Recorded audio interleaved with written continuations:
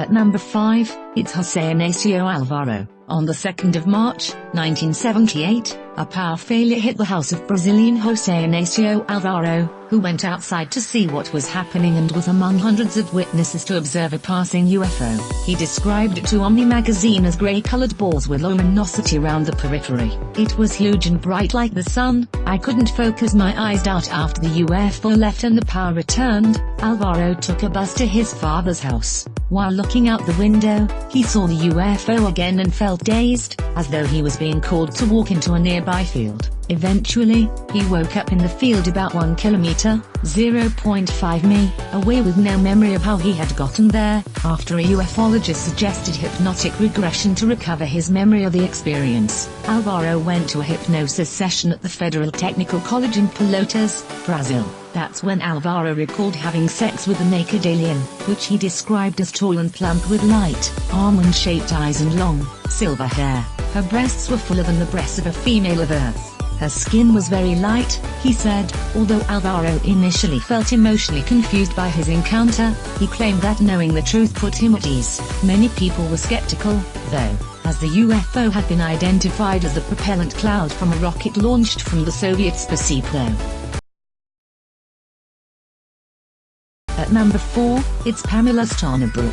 Pamela Stonebrook from Los Angeles is a professional jazz singer who has had a number of erotic encounters with a shape-shifting alien reptile. During her first encounter in 1993, she woke up one night aboard an alien spaceship. On this short metallic table were these 4 little girls, she said in an interview on jinn.com. They were very frail like the Greys, but they had wispy hair, almost like chemotherapy hair. They ran over to me and grabbed my arms and started calling me mommy. I lost it out during her first sexual encounter with her alien lover. He initially appeared as a handsome, well-built, blonde human. It was not until mid-coitus that something changed. All of a sudden, the energy felt totally different. It felt aggressive, and the entity felt bigger than the person who was inside me, she explained in her jinn.com interview. Her lover dropped his facade and revealed himself as a reptilian alien, but Stonebrook was beyond caring.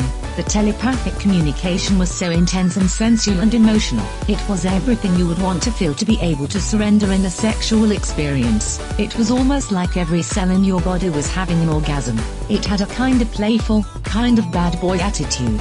It was kind of a sly, slick, it's really hard to explain, but he was definitely in control. Stonebrook wrote about her experiences in a book called Experiencer, a jazz singer's true account of extraterrestrial contact. Later, she felt that an article in the New York Post misrepresented her intent and made it seem like she was only going to talk about sex. In an open letter to the ufological community, Stonebrook admitted that reptilians are not a politically correct species in the UFO community, and to admit to having sex with one, much less enjoying it, is beyond the pale as far as the more conservative members of that community are concerned. However, she also claimed that despite the sensationalist elements, her book could bridge the gap between the UFO watching community and the Ma.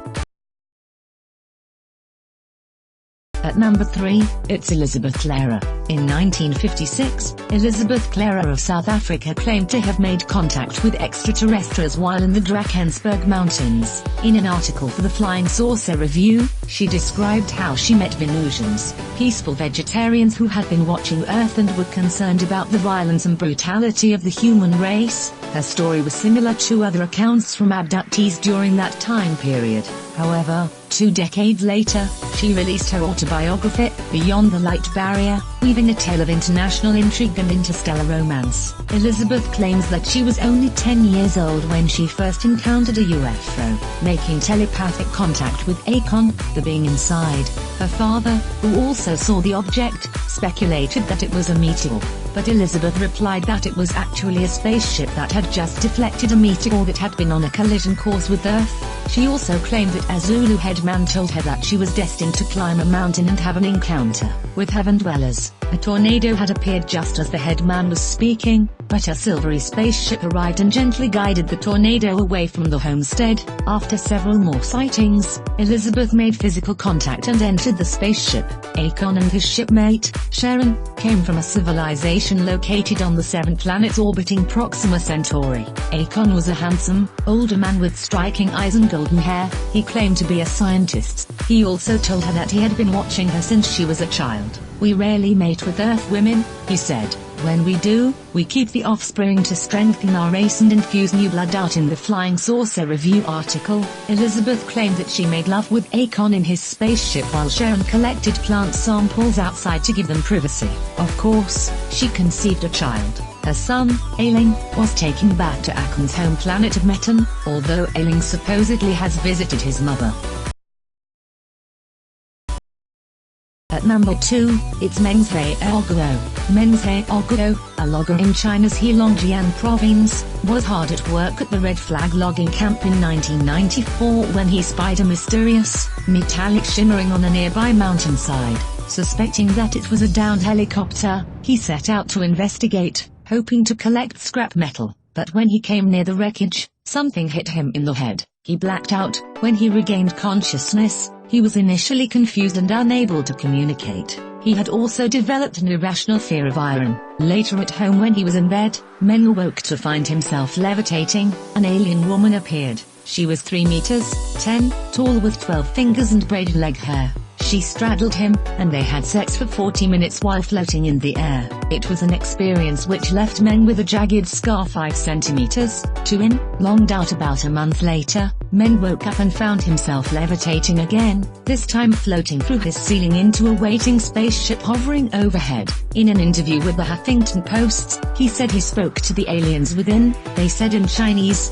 but with a heavy accent, so it was hard for me to understand at first, that they were refugees. Like me, they wanted to escape their former lives, so they left their dying home. He asked to see the woman with whom he'd had sex and was told it was impossible. However, the aliens told him, in 60 years, on a distant planet, the son of a Chinese peasant will be born. They also told him that he would see his child one day, but they didn't give him details. Meng gained notoriety as the first Chinese person to have sex with an alien, although his account has garnered a mixed reaction from the general public and China's ufologist community. In the end, a university professor offered him a job maintaining a boiler in Harbin, and his story is still frequently brought up whenever a UFO is spotted in Hail.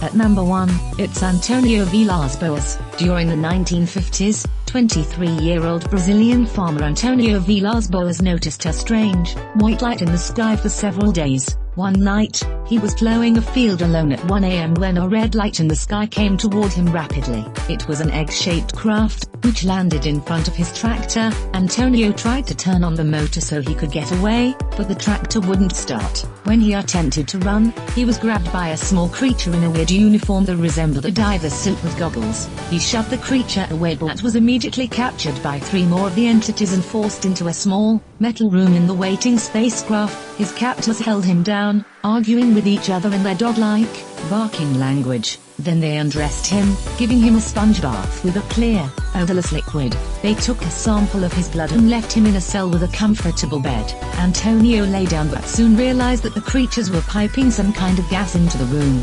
Feeling nauseated, he vomited in the corner. Suddenly, he was joined by a curious-looking woman.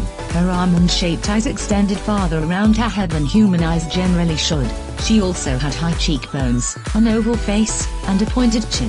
Her silver blonde hair looked bleached but her armpit and pubic hair were bright red. She approached him, pressing her body against his. Suddenly, he became aroused. "I began to get excited," he explained later. "I ended up forgetting everything and held the woman close to me, corresponding to her favors with greater ones of my own." The woman refused to kiss him, preferring to bite his chin and make animal noises. When she was done with him, she briefly pointed at her belly and then toward the sky. A moment later, she was gone. Although he had enjoyed it at the time, Antonio would later lament, all they wanted was a good stallion to improve their stock. He wandered into the next room where the other entities were talking. At first, they ignored him, but when Antonio tried to steal a clock-like device as proof of his encounter, the aliens took notice and kicked him off the ship. The UFO immediately shot into space, disappearing forever. David Thompson is a carbon-based, oxygen-breathing, organic life form from a rocky planet looking for romance in the stars. No hive minds and sentient gases. Email him at tormentedsentences@oath.com.